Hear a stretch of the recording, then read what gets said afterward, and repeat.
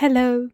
Today we are looking at Revelation chapter 10, and this is like an interlude between the sixth and the seventh trumpets.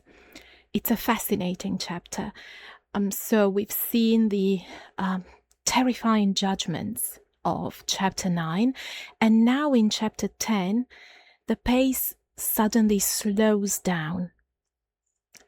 Instead of moving immediately to the next trumpet, John is shown a mighty angel, then a little scroll, 7 thunders, and he receives a renewed prophetic commission. This chapter reminds us that God's purposes are certain, that his timing is perfect, and also that his word contains both sweetness and bitterness for those who proclaim it. So, John begins chapter 10 of Revelation by seeing another mighty angel coming down out of heaven. The description of this angel is extraordinary. The angel is clothed with a cloud. There's a rainbow resting over his head. His face shines like the sun, and his legs are like pillars of fire. These are images that echo earlier biblical visions. For example, the cloud often symbolizes God's presence. Let's think about Exodus, for example, the pillar of cloud guiding the Israelites across the desert. The rainbow recalls God's covenant with his people, and also the glory around his throne, as described in Revelation chapter 4. The face of the angel, shining like the sun, resembles the description of Christ that we saw in chapter 1 of Revelation, and also the fiery pillars recall God's manifestations in the Old Testament. So there are a series of similarities between this passage and earlier biblical passages from the Old Testament. And because of these similarities, some interpreters have wondered whether this angel might be Christ himself. However, Revelation consistently distinguishes angels from Christ. Christ is never called an angel in this book. What John says is he calls him another mighty angel. So probably the safest interpretation is that he is an exceptionally powerful messenger who represents God's authority. This angel places one foot on the sea and the other foot on the land. It's a majestic image which communicates authority over the entire earth. So the message it brings is not limited to one region or one people. It concerns all creation in its entirety. The angel cries out with a loud voice, and 7 thunders respond. John is about to write down what these 7 thunders said, but a voice from heaven stops him. And John is told to seal up the message of the 7 thunders and not write it down. This is quite striking, to be honest, because Revelation is a book of unveiling. The name itself tells us that. But here God deliberately withholds information. So this is an important lesson for us to learn. God has revealed what we need to know, but he hasn't revealed everything we might want to know. There are some divine mysteries that remain his alone. This should produce humility in our study of prophecy. This should also remind us that faith doesn't require knowing every detail. it's probably worse when we know too much. Faith requires trusting the one who knows everything and who holds everything together. This powerful angel then raises his right hand toward heaven and swears by the eternal Creator, the one who made heaven, earth, and the sea. He declares that there will be no more delay. The Greek word used here can mean time or delay as well. But the sense is not that time itself will cease. Rather, God's appointed purposes will no longer be postponed.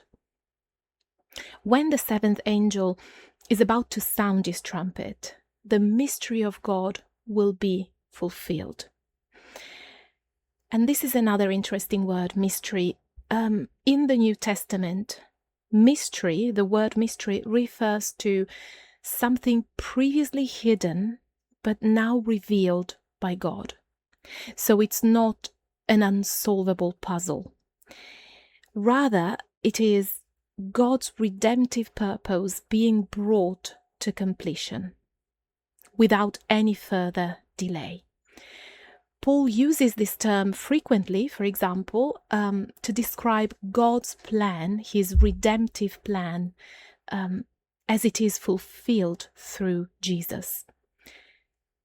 Revelation 10 assures us that God's plan is moving toward its appointed fulfillment.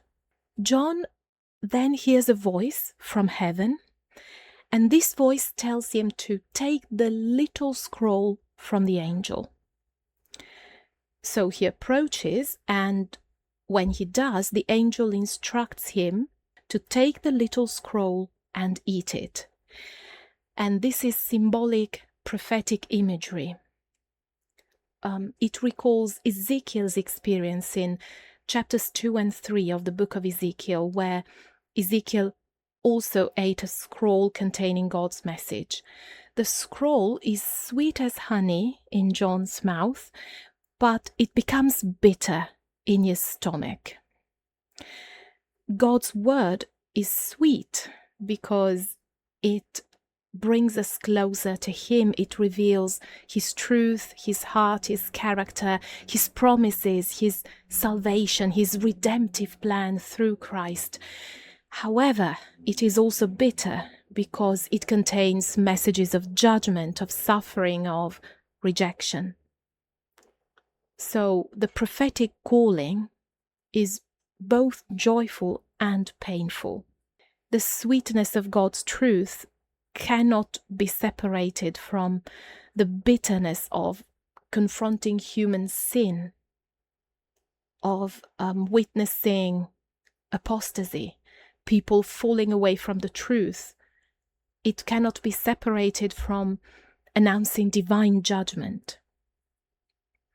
After John eats the scroll, the angel tells him that he must prophesy again concerning many peoples, nations, languages, and kings.